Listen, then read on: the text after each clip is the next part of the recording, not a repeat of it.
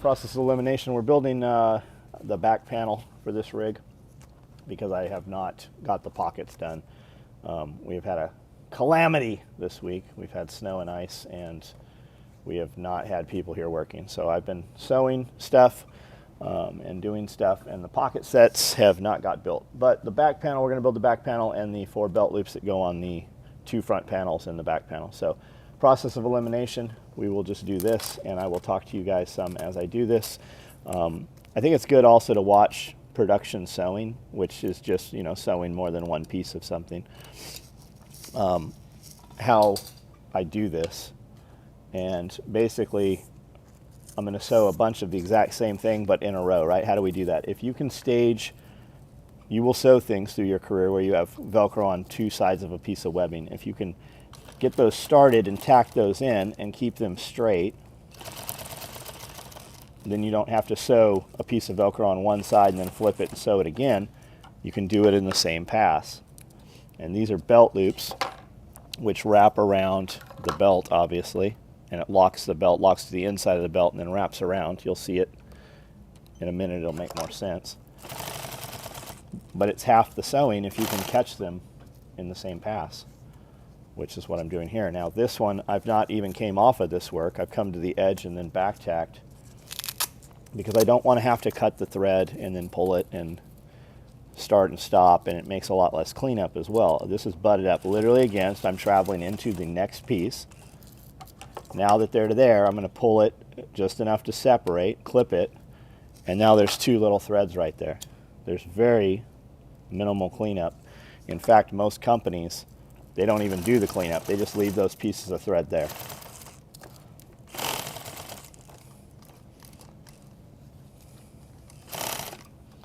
And then again, flow right into the next piece.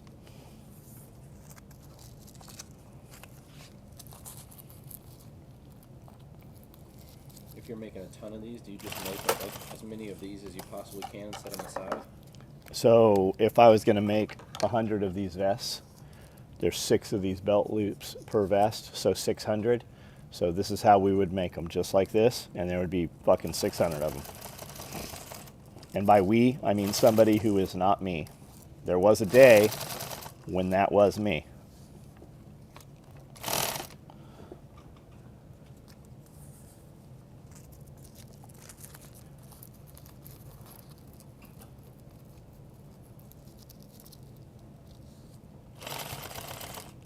You could also send these to a job shop, right? So if your job shop doesn't really have the quality to do your fit, finish, and detail, they could definitely build this part, right? You could send, if you were going to do a consistent product for a couple of years and you had just this assembly made from a job shop, I mean, what's it cost them to deliver this to you, you know? So if that takes up your, you know, frees up time to do more valuable, more expensive work, that's an option, right? You could also look at people who can sew. You could send them home piecework, right? So these assemblies are, you know, 25 cents a piece. If you do a set of 6 of these, it's $1. You could send a machine home with somebody and send them home with 1,000 of these, and you just bring them back. And when you're done, I'll hand you the money for the 1,000 pieces, you know, 1,000 divided by 6 times $1. That's not bad for sitting at home while you're babysitting your child or sitting at home while you're watching your favorite TV show, right? You could job those out to people, and as they get better, they would be more valuable and more skilled, and free you up to do other things. You could also, you know, get an automated machine that would do this, that would clamp down and then, you know, run this pattern. And then at which point you just load the machine and you push it, and then the machine just runs the pattern. Now, also, when I'm sewing these in line, I'm going 1, 2, 3, 4, back over, tack back a couple, and then run into the next one. You can also just go 1, 2, 3, 4, and then tack it right here. If I was going to do that, when I start, I would tack it, and then where I end, I tack, but not cross the same line.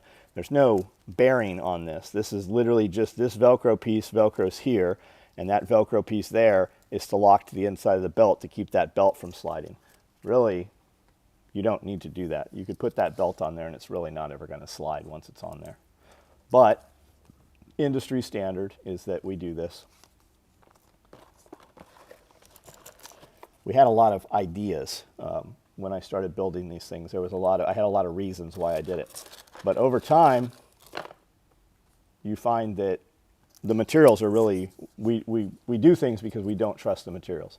And over time, after decades, you realize that your materials are better than you thought they were. So there's that. I'm going to go ahead and tack this right here just to make it easier to get my spacing on these. And then once you start building things, if you're going to build stuff consistently, make a jig. Make a jig. You know, something you can set over that will just make it easier for you to mark. When you're doing volumes of things and you're not automated, you will spend a lot of time measuring and marking things. If you can make a template where you've measured and marked, where you can just transfer those marks, you will save tons of time.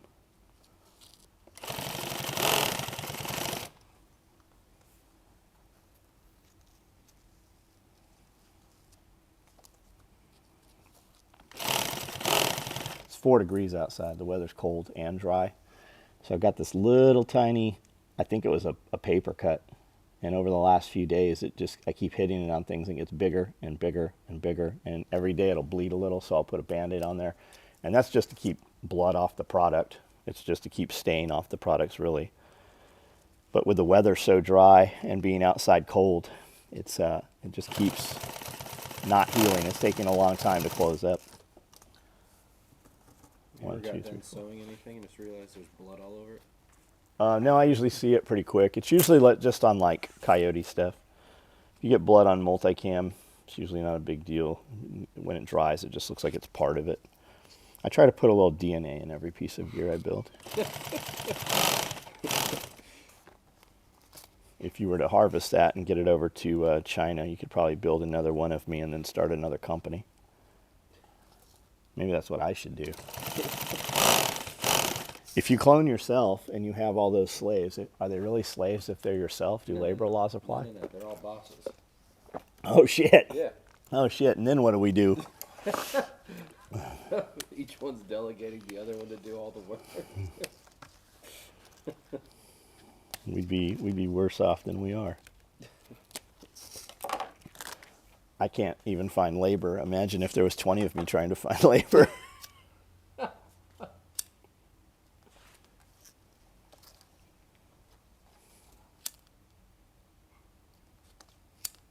Should have had you sewing outside today. Shit. I would give it a shot, man. I don't know how long that would last. It was -4 this morning when I walked out, and I was good for a couple of minutes in a t-shirt. I never thought, oh, I'm gonna die. But then I came inside and it was fucking cold in here when I came in to work out this morning. Kicked the heat on for a couple of minutes. And then I've just kind of been good all day. You know, I've been warm. It's 30 degrees out. Last I looked, it's dropping right now. We ran from, what did we run, about 10 to 4 recording in the studio. And that's got a mini split in there. It's nice and toasty in there. I was actually almost too warm a couple times. My feet were cold. My feet were cold. Weird too, right? Because that building is off the ground a couple inches. But yeah, but we spray foamed the shit out of it underneath. So it should hold heat down there. It shouldn't be sucking heat out. We need to really just put an underpinning on there, a skirt, you know? Yeah. That will take care of a lot of it. When you're transferring from one to the other, if you're marking from this one to this one to this one to this one, remember you will have shift and not realize it. So always use your master or something close to your master, like this one here, right? And then mark all of them off of the original. You'll find each one shifts just a hair, and if you do 100 of them, you'll be off by shit as much as a foot if you're not paying attention. So just a little trick. All things that I have done in the past. So those little mistakes will save you years.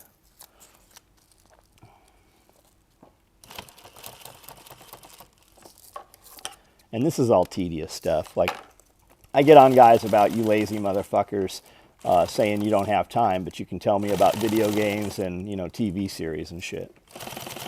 And the truth is, I do. I don't watch any TV shit. I started watching, what's that TV? There was not Netflix, it's on Premiere, or Amazon Prime. Penny Dreadful. It's about vampires and asylums and Dr. Jekyll, Mr. Hyde. And I watched a couple episodes of that. And when I say I watched them, I really don't. I couldn't tell you much about it at all. I just kind of played them in the background. But when I listen to podcasts and stuff, or prepper fiction, or any of that stuff that I consume, mostly what I consume is current event stuff. Bette David, Tim Pool, Mike Glover, shit like that. Or if I'm educating, learning about something, like I'm looking at these little diesel heaters. And I really do that because that's all business, right? I can consume that content and then make decisions and educate and then build content myself off of that. But when I do those things and I get on you guys about doing them, I do them too. But I'm literally sitting here doing this when I'm doing that, right? So when I get on you guys about, when dudes are like, I don't have time, I'm like, really? You sleep 8 hours a day, so let's move 8 hours a day back to you sleeping 6 hours a day. And you work 8 hours a day, so let's say 8, 9, 10, 11, 12, 13, 14, right? What's that leave you? You have all that time. Well, you watch TV and shit. I do the same thing, but while I'm doing that, I'm doing this, right? I am doing something that produces. So utilize your time while you're doing that. So if you sew, and if you're watching this video, I assume you sew, you can still do that. Like we used to go, when we lived in San Diego, we would go just to get out of the garage. And the garage wasn't bad. There was carpet in there and the sewing machines, and I had a big 43-inch TV, which was big for the time, and a surround sound system. And I mean, I had fucking $20,000 of audio, video, and Bella racks and stuff in there while we were sewing. And I'd have 3 or 4 sewing machines, and me and Amanda would sew, and during the day a couple ladies would come that worked for us.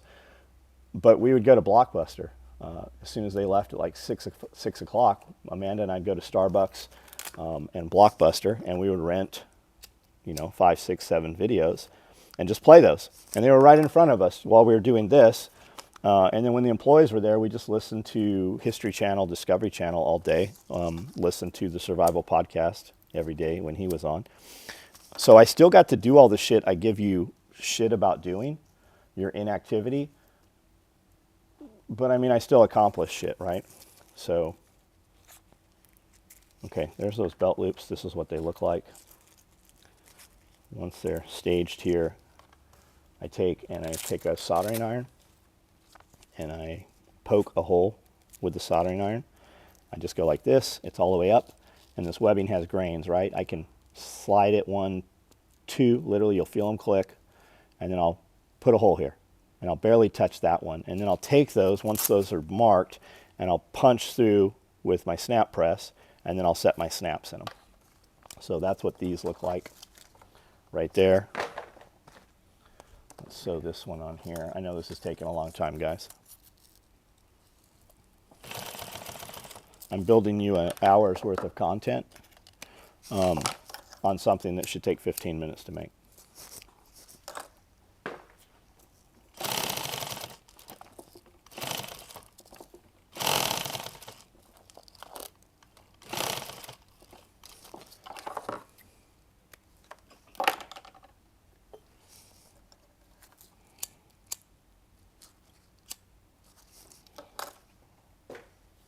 Okay, this is the back panel.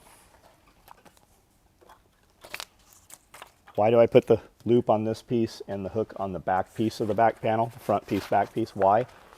We'll talk about that in a minute. You guys have any answers as to why? Because I fucking said so, that's why. Not really. There's There's a reason for almost everything.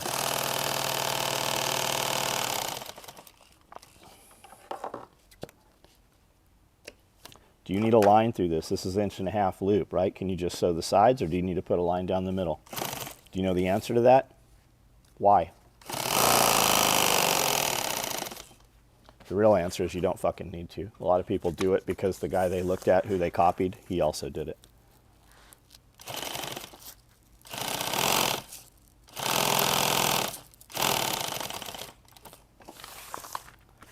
This is a pocket.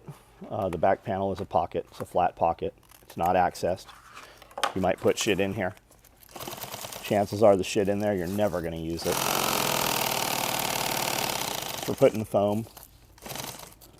Why do you put that line? So that when you're pulling them, that Velcro doesn't separate from the panel. It's not going to happen. It doesn't matter. Back in the day, there were guys even taking 1-inch Velcro and sewing lines down the middle of it. When I asked them, I'm like, why do you do that? And they said, because the programmable tacker we had did it. There wasn't a reason for it. It doesn't need it. Okay, so there's those. I'm going to cover these right here with edge tape.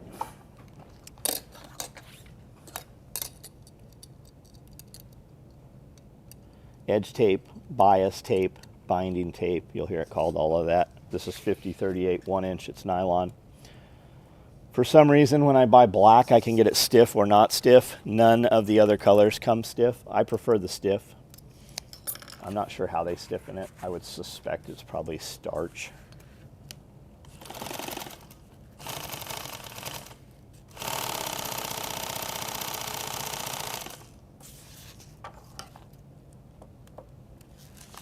I'm going to just chain these right together.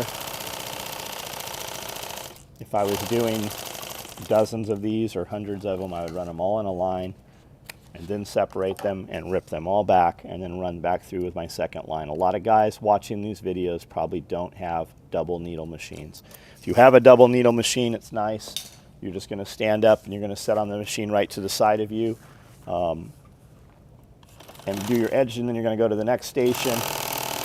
And if you're setting up your workstations to where your machine is next to you, you'd be better off setting it up in a square or a hexagon or an octagon where you just turn, turn, turn, and you don't actually have to get up. You just move them to chair over there.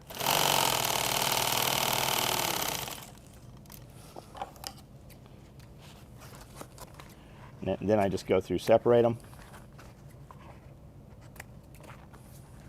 And if I was going to do a bunch of these, I would just use a hot rope cutter and just separate them with that. It'll sear them at the same time. We are going to edge tape these sides, so you really could get away probably with not even doing these, not even burning them. But it's faster to just rope cut them. When I first got the rope cutter, it kind of seemed like it took longer, but man, it saves so much time. The reason we put that Velcro on the face here is because we're going to sew other shit on here.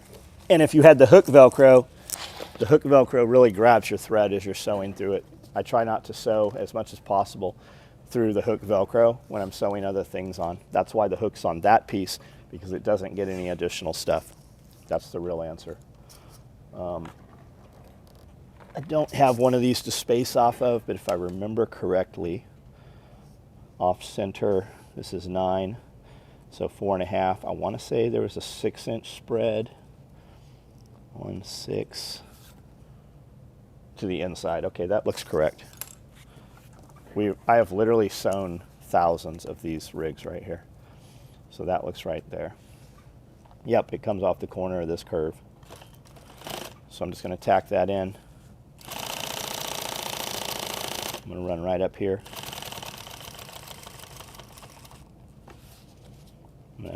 1, 2, 3. Zigzag over. 1, 2, 3.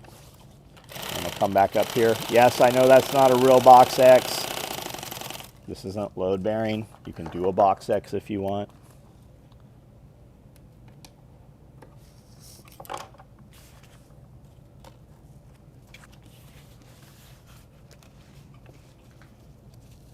Same thing right here.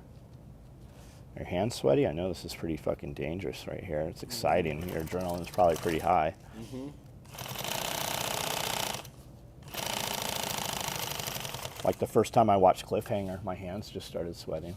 Same with Demolition Man. Demolition Man. Taco Bell?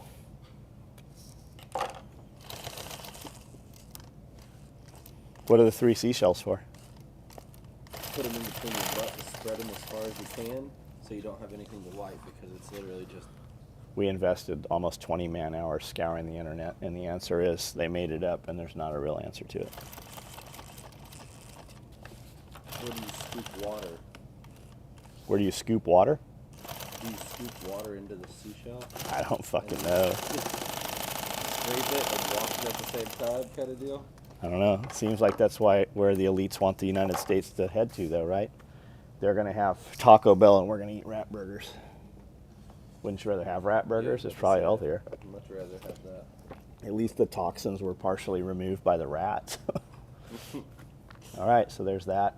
We're going to put 3 pieces of webbing across here. Right? Yes, correct.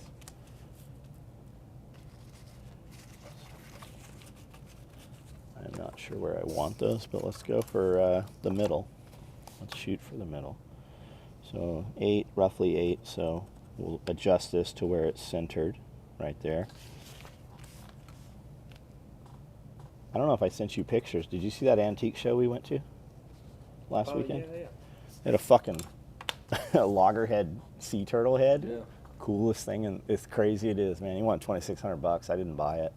And I have thought every day, I'm like, I should have fucking bought that turtle head. Endangered species, super, like, has to be old, comes with paperwork and shit. Super rare, super rare. How did they get it? Just somebody that has a booth? Fucking old, just old enough, yeah. He bought it out of a collection, or a zoo went under, or a marine center, you know, just like when Marine Land went under.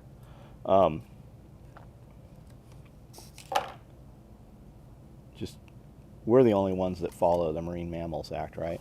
If you wanted to have that shit, you could go to any fucking shithole country in the world, and I guarantee you some dude will make one of those for you. Is it illegal to have here? Yeah, probably. It's probably a pretty big deal. You just have to have the paperwork with it. If you got the paperwork, it's all fine. The crazy shit is, like, the animal's already dead. Even if you had a legit one and lost the paperwork, it would be a problem, you know? It's like owning a machine gun without the paperwork. Fucking as crazy as that sounds. And they would come and take it and set it in a warehouse unconditioned, and it would just rot down. It's just about you not having it. It's fucking wild. So I think these are all on center.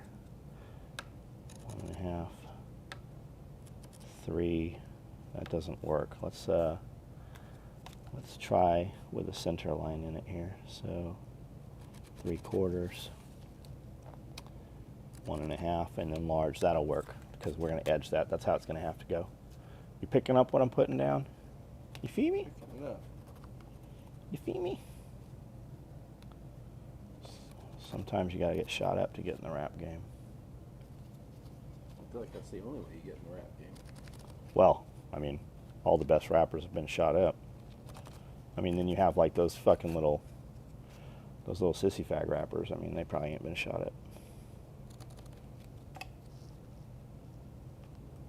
And you have some that you would think haven't done anything that have. Like Soldier Boy. That's what I'm talking about. And Nas X and them. Homo rap. Is that a genre? I think it's actually a genre, right? Didn't Soldier Boy kill somebody? Oh, did he? I don't fucking... Broke into an Atlanta home and he shot him with AR-15s. Well, I mean, that's what happened with Pop Smoke, too, right? If somebody commits a crime and you kill them in the commission of a crime, then your ending their life should not be... There should be no question over it. That should just be the fucking end of it. Oh, for sure.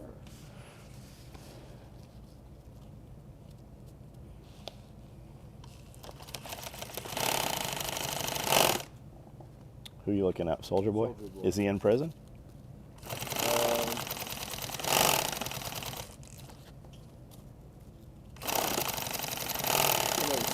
him twice and he shot him. Really? Yeah. I bet they fucking think twice And then before he killed slapping a him. burglar in self-defense during a home invasion also. Did he do time for shooting the guy that slapped him? I don't know.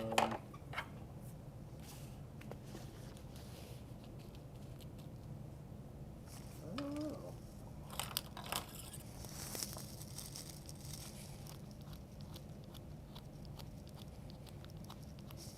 know. I'll have to look into it, but apparently he's not someone you want to mess with, I guess. Apparently he'll shoot you. Apparently he will. You better not fucking disrespect him out in public, I guess. I mean, you can. Isn't it T.I. also? Yeah, T.I. did some time, man. They He got fucking caught jammed with, him like, up. 20-something guns in a trunk when he was a felon or something. Yeah, I heard something about He was going that. after somebody that killed one of his friends. Or Well, he was carrying guns. I don't think he actually went after anyone. I don't know, but I mean, did he have the guns in the commission of a crime? If the answer is no, if you can't produce a victim, then there's no. What's up? Why'd you come around the back? Because he locked the kitchen door. Oh, I got it. Sorry. I think he just told her being smaller. Maybe. She's in her ice station zebra outfit. She was on Planet Hoth. I bet she just crawled out of a tauntaun. Just to make it from the front door to the back door, she probably had to, overwinter for a little while. She probably killed an animal out there and crawled inside it.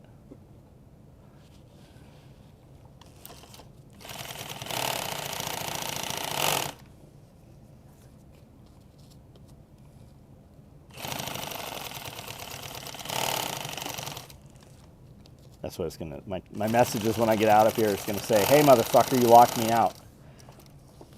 And then when I get off, she's gonna be like, "I messaged you." Like, yeah. Phone's not here. It's here, but I'm not looking at it.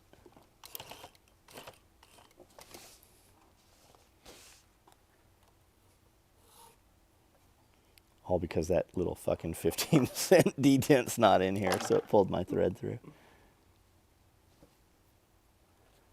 As much as I complain about that, you would think I'd fix it. I even have the part. I didn't even know that existed. Like, every machine we had for the first 10 years, all was missing parts and broken. I didn't even know how a real machine was supposed to work, or a complete machine. But at the end, it's probably made you better. Yeah, I mean, part of these, yeah, for sure. Part of the machines that we own came out of Africa, and then out of the Dominican Republic. They had gone offshore with Eagle and a couple other companies. And then when they shut down, the machines came back in and came up. Like, they had Eagle Industries badges and tags and shit on.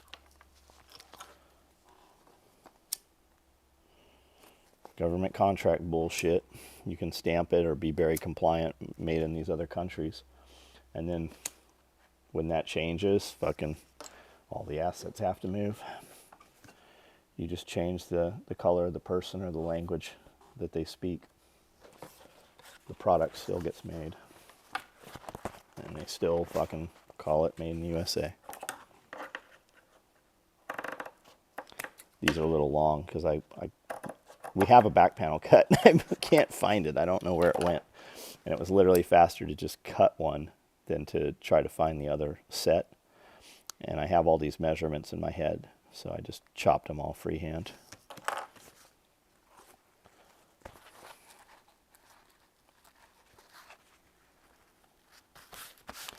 Okay, there's that. So we will go ahead and tack this. And then kick this in here. This panel here is a little bit bigger than the panel that I'm putting it onto because I want it to bellow out a little bit. I want it to be a little puffy, have some pleats to it.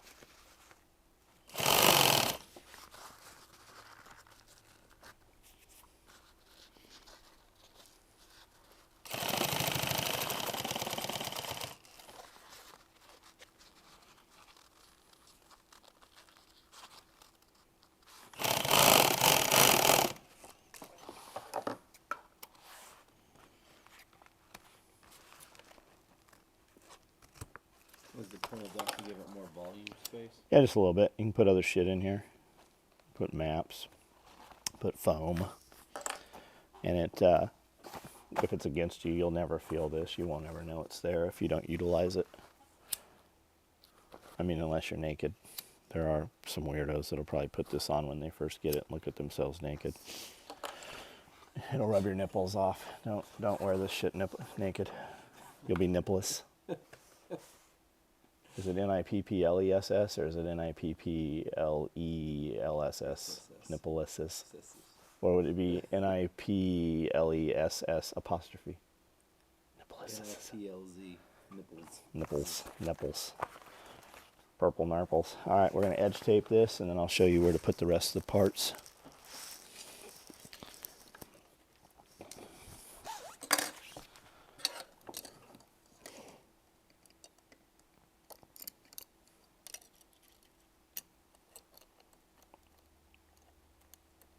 When you're edge taping, your favorite tool is the little pocket screwdriver. They used to call them machinist screwdrivers. If you went to any tire store, they used to always give these out. These were the advertisements for the tire stores. So when you're edge taping, you can start down here and leave this and then try to tuck it. Get in the habit of just being able to tuck it, like some of you weirdos do with your other thing. But screwdriver, pull that in, get that right there. Are we going to edge tape from this side or that side? I'm going to edge tape from the side that I physically see. I'm going to align that right up there, and I'm going to needle strike. I'm going to get that needle into that work, and I'm going to go ahead and tack it because I'm the best. You guys might not want to tack it first. You might want to come back, but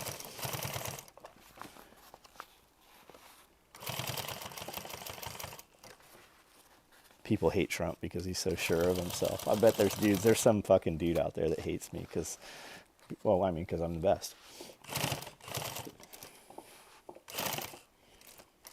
We all have they have all the CrossFit games and all that shit. We should have the tactical gear games.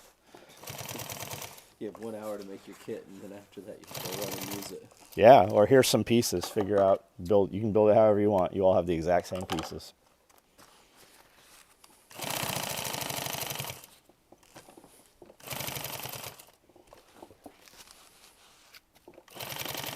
If they gave us modern sewing machines, I would lose.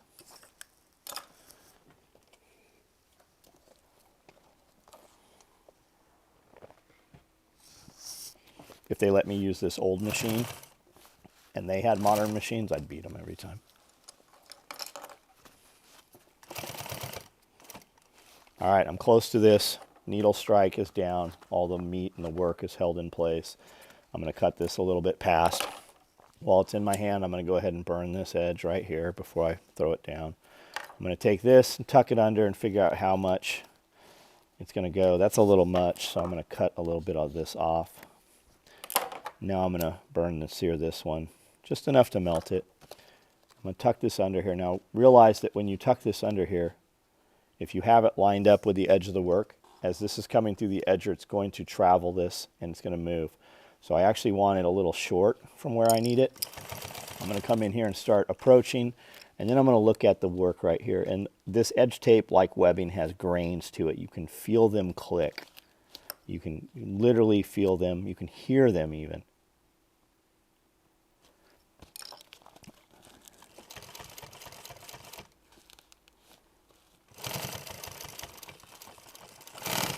Man, perfect. We used to have this chick that worked for us. Her name was Perfect Amy. And she was not perfect. She was absolutely fucking horrible. But she thought everything she did was fucking perfect. So her nickname was Perfect Amy. She came from Carhartt. She probably was perfect at Carhartt at pushing a button. So I don't know about that, man. But if there was some trouble happening, or if you had a problem in your company, somewhere at the root, she was fucking the cause of it.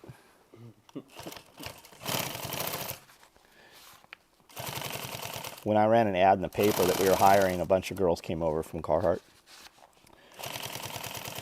And shit, we'd run Saturday. I'd show up at 7 in the morning, open up, and we'd have a dozen Carhartt girls there. And then they'd come in after work at 4 o'clock, and they'd work from 4 to 8 from us through the week. And we got some shit done, but there was always some silly shit going on fucking constantly. And when we finally fired them, like, we got rid of every fucking, because they were all friends. We got rid of every Carhartt girl. And that, my fucking business ran the smoothest it ever ran when we got rid of all of those fucking girls. Our payroll was cut almost in half, and our production went up, like fucking doubled.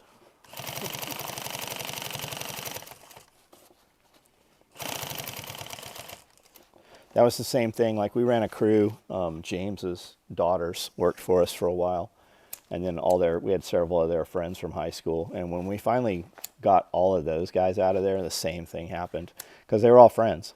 You'd have infighting, or you'd have an employee not show up to work. Or I caught 2 girls that called in, said they were sick, and I caught them at Walmart. I didn't catch them. I went to Walmart, and they happened to be at Walmart. And you know how they used to have those big bouncy balls? Bong, bong, bong, and you'd hear them through the store, and you're like some asshole fucking kid. When I got back there, it was those 2 girls. They were throwing these fucking balls around and throwing them up into the big fucking ball cage. And I didn't even say anything. They turned around, saw me, and I go, you know you're fired, right? They're like, what? I go, you literally said you had the bad poops. Like, you literally said, I have the bad poops. I can't come to work. Here you are. I go, there's always some nonsense with you. I go, you don't work at SOE anymore. Was you wearing a diaper, though? I don't fucking know. Probably not. But when we finally got rid of those guys, they were all friends. So when you'd fire one or have a problem with one, they would all sit and play Magic the Gathering together all the time. They were always fucking together. It was always an issue. So one would poison the others. So your performance would be lacking out of them. But when I fired them, again, when we gutted that crew, fucking production doubled. We were finding notes from them and love notes, and I mean, just crazy shit. It was just like high school. It's like junior high shit's really what it was. So it's weird. Your crew will ebb and flow. And when your production, when you have a lot of, my goal is to have a lot of employees. I really want to have a lot of employees and say that I pay my employees more than anyone else in the county pays. And I want to say that I pay my employees more than they've ever made at any other job. Like, that's literally almost my goal. Even if they don't deserve it, I want to be the person that pays my employees more than anybody else. But you'll get this payroll, you know, you'll have a fucking $50,000 a month payroll, $50,000 a week payroll. And when shit just starts not working, man, you just start cutting and cutting and cutting. And when you get down super lean, like I've cut employee like by half within a short amount of time. Production always doubles. Always. You retain a ton of fucking money, and production fucking skyrockets. Production skyrockets so high, in fact, when every time, and this has happened over 30 years. Somebody told me a long time ago, this guy Mike, I was saying, man, we need to hire more people. We need to hire more people. And he said, or fire a couple. And I'm like, what? He goes, yeah, I went to this business development course, and I went to talk to in big business. And they said, you know, you can hire 3 or you can fire 1. And I said, how does that work? He goes, because it motivates the others. And it does, but it's only temporary. It works for about 6 weeks. But if you hire new hires and you hire 3 people, know that you're only going to keep 1 of those. Keep them for a couple weeks so that you can fire 1 of them, and it puts the others go, oh shit, I really need this job, or I want this job.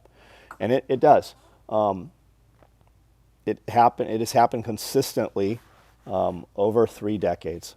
And I hate that. I don't like that, but it does work. It is a temporary fix, but if your finances or your business isn't working and you're having frustrations with human beings, and you cut those weak ones out. Also, if you have a frustration in a business that you own and you've developed on a property, right? If you hate coming to your place of business and it's your place of business, if you spend the weekend thinking about a poor employee, every time you get rid of them, it literally is a sack, it's a pallet of bricks lifted off your back every single time. And nobody really talks about this, especially freely, like in a public forum. You won't ever hear people talk about this. And you'll even see people, you'll see some youngsters. What do they call those guys? Not millennials. What are the skinny jean top knot motherfuckers called? No, skinny jeans, top knot, hang out at coffee shop. Hipsters. You'll see hipsters that'll probably even on this video. You'll see people comment about capitalism or some bullshit. Every one of those motherfuckers is somebody who's never fucking paid payroll. If you want to convert people into freedom, or you want to remove people from liberalism, I don't even care about conservatism or Republican or any of that bullshit. If you want to sway people, have them start a business and start paying taxes, have them go register an LLC and fucking start a business, and you will quickly realize that liberalism only works for poor people or for the highest level. And I really think that's because at the highest level they're all corrupted. They all have to be that.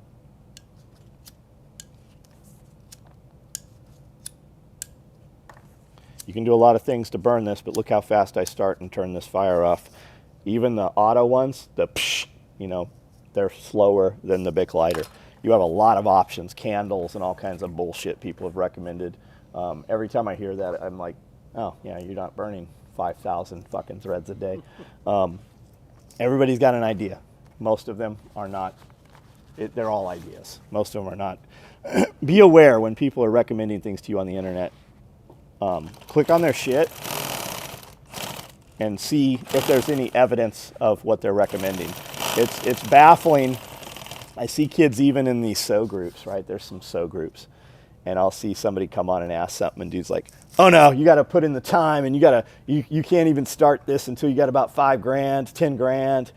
And I click on his shit, and I'll even comment. I'm like, hey man, I see you giving a lot of advice. You know what I don't see? I don't see anything you fucking made. What's the name of your company? And they never answer.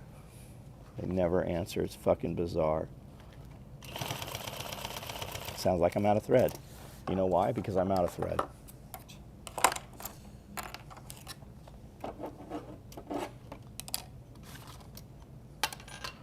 That's how in tune you should be with this sewing machine.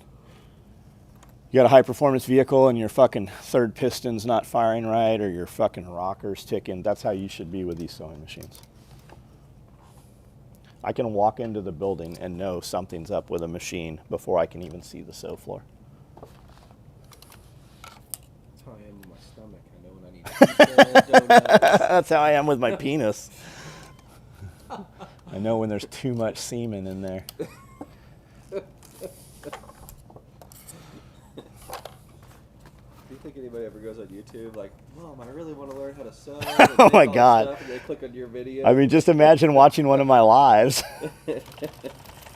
People come on to a live and they'll say something. I'm like, that's hilarious, man. What are you talking about? He's like, I heard you say it last night. I'm like, I don't even remember saying that. But that is definitely a t-shirt waiting to happen.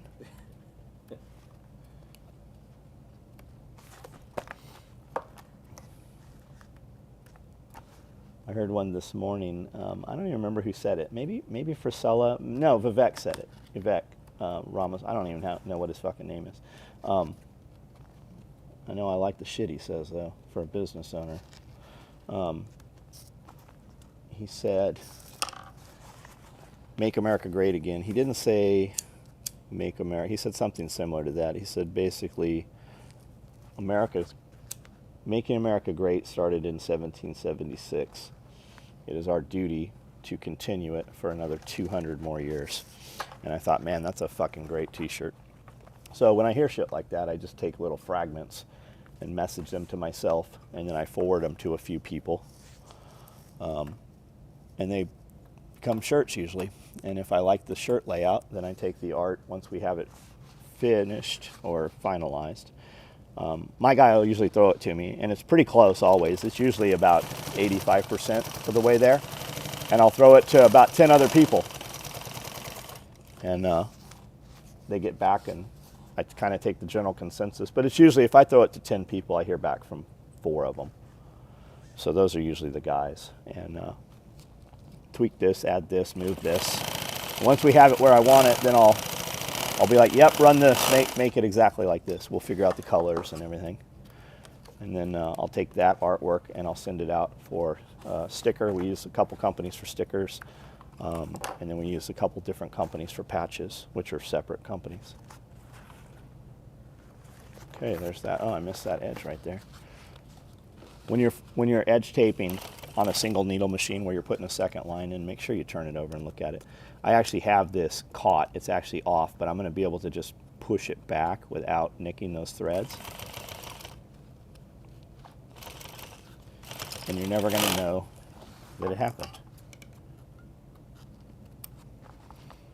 Well, you guys will, because you're super smart that way, but nobody will know to look for it. Sometimes I write hidden notes inside these. All you guys with old gear, you should cut it apart and see what I wrote inside there. Don't worry, I'll sell you some new gear. So these are elastic. This is really the weak point of this. So elastic's really the weak point of anything. This is the same elastic we've used for 30 some years, and we don't ever see it for repair. It really just has, it holds, it works.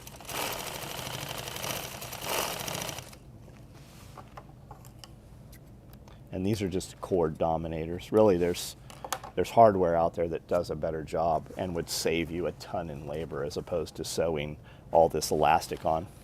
Watch how much labor this is.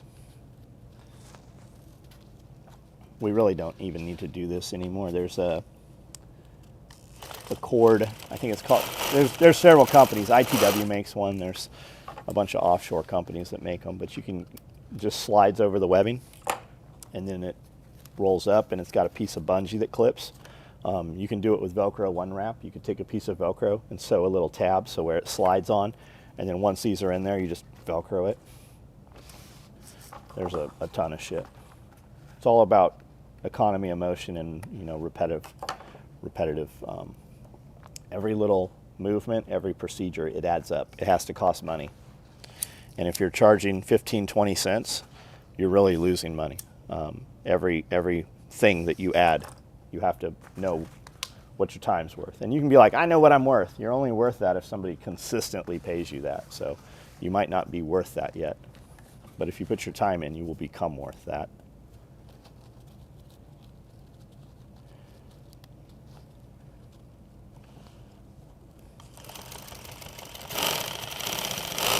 You can be the best rapper alive, but if you ain't been shot, you're not really. That's that getting shot up to get in the rap game. It's like knife making. Every knife maker out there is broke when they start.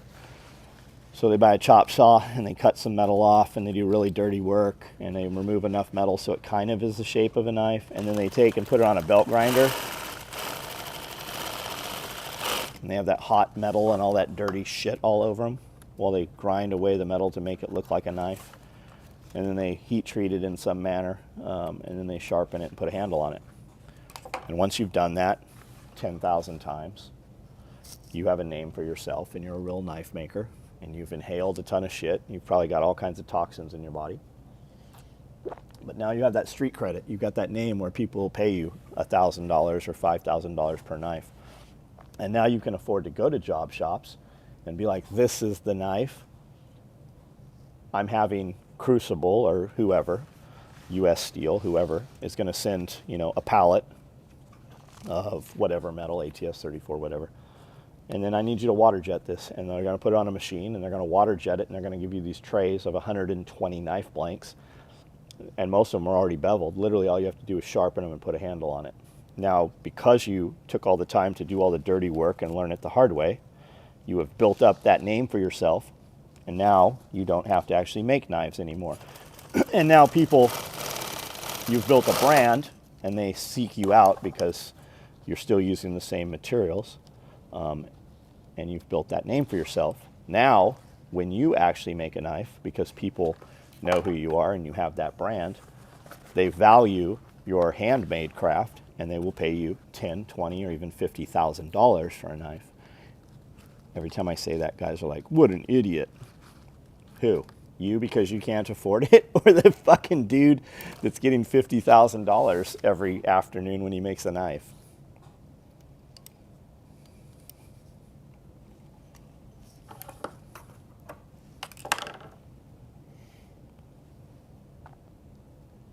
You only have a finite amount of time in every day.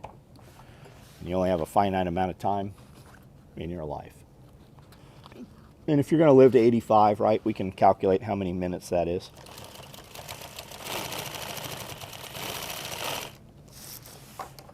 But your plans might not meet the universe's plans, or Mother Nature, or God, whoever. Might get cut short, might go longer. But if you set a timer, set your phone so that every hour your phone rings. And when it rings, I want you to ask yourself, that last 60 minutes that you just died, because that's what you did, it's gone, it's never coming back. Did I use the last 60 minutes to the best that I could have used it? And that could be the funnest or the most important with your family, or to improve your skill. But when we really start doing that, once you've done that a few hundred times, you'll start to just do that by habit. You don't have to have the ringer go off. But I want you to, every hour, especially while you're working, let that ringer go off and ask yourself, did I use that 60 minutes to the best that I could have? And it'll make you very cognizant. A lot of people go to work, and I'm not just talking as an employee, even if it's your work, right? You're out in your garage on the weekend working on something or whatever. Being at work and working are two different things. What do you have to show for it at the end of the day? And if we're talking about your dreams and your hopes and, you know, your bank account or whatever, when you have things to show for the work you put in, everything around you changes for the better in your interest, right? Your bank account. And there's always that dude's like, money's not everything. It sure buys you a lot of options. Money buys you a lot of options. All right, there's the back panel. Let's go ahead and put a belt loop on here. I can go back and put the snaps in even once this is on, just to finish this and show you what this looks like. Yeah, money doesn't buy happiness. You never saw a motherfucker fly up on the beach on a jet ski with chicks with titties all over who didn't have a big fucking smile on his face.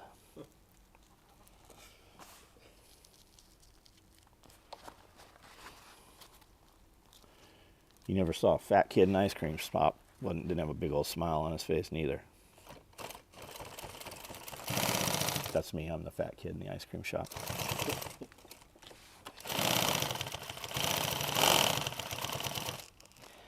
Okay, so there's that 1, 2, 3, Z over 1, 2, 3.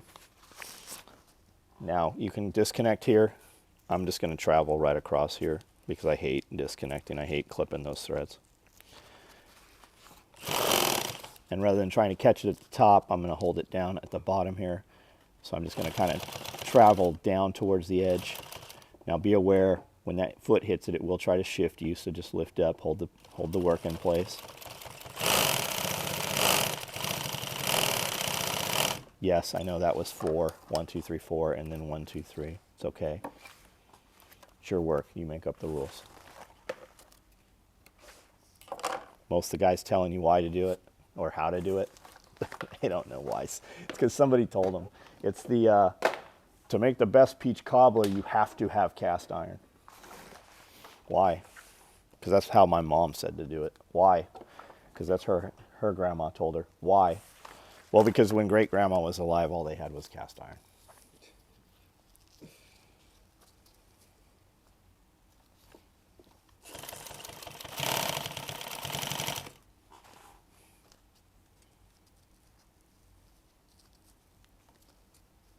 Guys collect weird stuff, man. You want to see some expensive shit? Go buy old pig iron. Like, if you don't know what pig iron is, look up gym equipment, old time gym equipment. It's the old round dumbbells with the handle, and it's all one piece. That's expensive shit. Old pig iron. And it's very, very deceivingly heavy. There's not a lot of it because people that own it, as they get older, it's too heavy to move, right? And when they die, people move it that don't care about it. And when you drop it, it bends and eventually it breaks. Okay, so this will come up here. This will have a snap. This will have a snap. I'm going to sew on 2 straps here that come down. And what those are the upper attachments that clip into the back of the butt pack. This is what your butt pack will go here. Our butt pack has 2 rows of webbing, so you can run your butt pack higher and even affix it onto the panel if you want to. And then it's going to clip and support the back top of it. Or you can run it lower so that it runs more proper like a traditional style butt pack, but then it kind of sags, and if it's not fully loaded, it'll kind of smack you in the butt if it's not compressed. You can compress it and then you don't notice it. It's always weird. You'll see dudes out in the field, and if you go out and move with them, do some night movement or something, and they'll be fucking just dead silent like a ghost. Like my friend Lance. When you'd see Lance during the day, you're like, it's all that shit all over you. Like, you're leaving marks. Like, he'd have everything dummy corded, and he'd just look like Pigpen from the Peanuts, you know? And there'd be shit dangling all over. I'm like, doesn't that get caught up? Like, don't you hear that in the night? And you go out with him, and he could open Velcro at night, and you wouldn't fucking hear him. Looking all goony goo goo.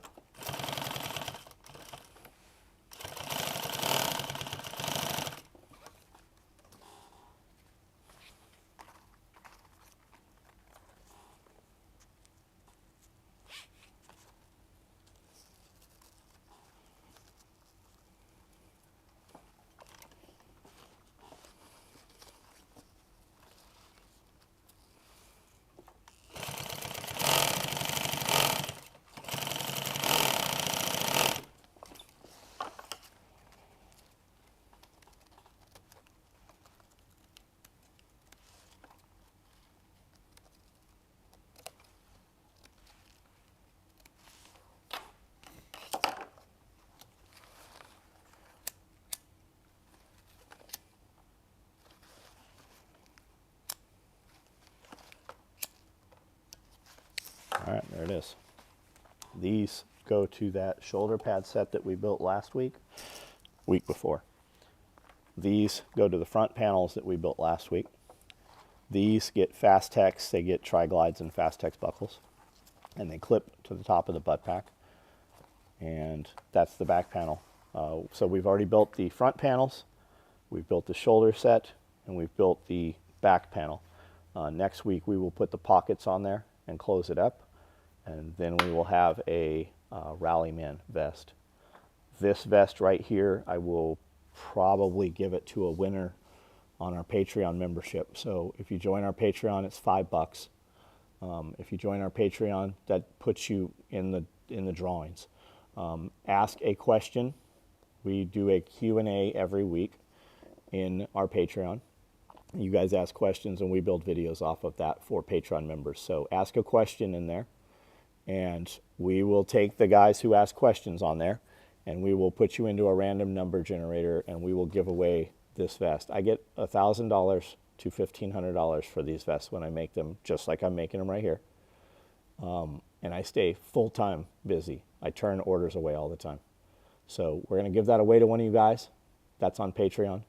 $5. I do a question and answer members only video on YouTube. You're watching this for free on YouTube. About 40% of our content, would you say, probably about 40% of our content on YouTube is behind the paywall. $1, $5, $10.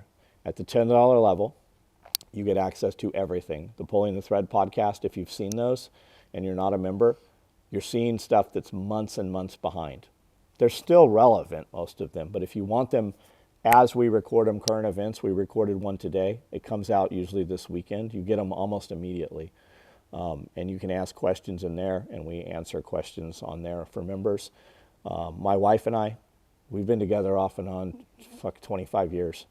So we know a little bit about staying together, raising children, running a business together. This is my business. I started the business before I ever knew her. But it's definitely a lot easier in life when the person that you spend your life with believes in what you believe in, right? She's never like, when are you coming home? This is home. And that's what I want for you guys. So it started off when guys are like, how do I get my wife on board with prepping? How do I get my wife on board with shooting? How do I get my wife on board with mount, right? You married the wrong bitch. That's the answer. And it started off as a joke when we started doing those videos, but they became something very real, right? People, how do I get my kids off of this system? You know, how do I get my kids off these chemicals the school wants to give them? How do I raise my family to continue my values, right? And that's what we do over there. And I take what we do over there very fucking seriously. And I think that we add a lot of value for that. And that's in the members area. If you like these videos and you're not a member, that's not a problem. Those come out about a year behind on those videos.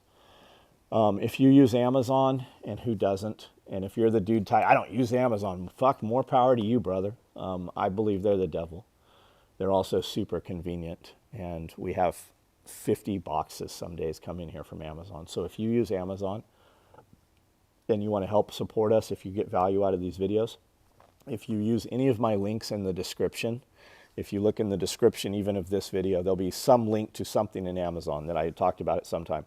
If you click that, it downloads a cookie on your browser. Everyone fucking does it. There's nowhere you go on the internet now. If you click, no, I don't want cookies, it kicks you off the website. You literally get a cookie downloaded from every fucking website.